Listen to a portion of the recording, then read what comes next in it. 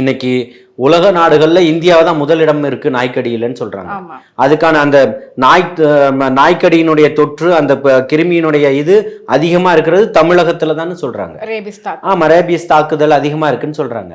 அப்போ உங்களால ரவுடிகளையும் கட்டுப்படுத்த முடியல, தெருக்கள்ல அலையக்கூடிய நாய்களையும் கட்டுப்படுத்த முடியல. இது என்ன நடவடிக்கைன்னு கேட்கிறோம். தெருக்கள்ல இருக்கிற நாய்களை கட்டுப்படுத்த முடியலன்னு பொத்தாம்பதுவா சொல்ல முடியாது. வேற எப்படி சொல்லணும்? தனிப்பட்ட முறையில ரூம் போட்டா சொல்ல முடியும்?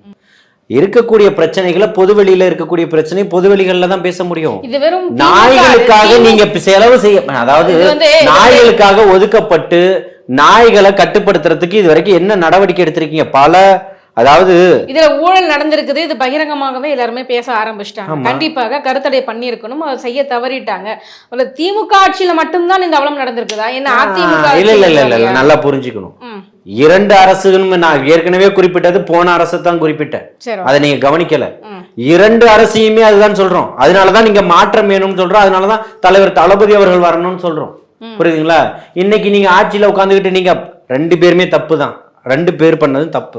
திமுகவும் சரியில்லை, அதிமுகவுமே சரியில்லை. சரியா இருந்தா நீங்க தானே வந்திருக்கணும். 3வதுமே சரியா இருந்தா நீங்க ஆட்சியை விட்டே போயிருக்க கூடாது. சரியா இருந்தீங்கன்னா நீங்க இன்னைக்கு ஆளக்கூடிய அரசுக்கு பயம் தேவையில்லையே.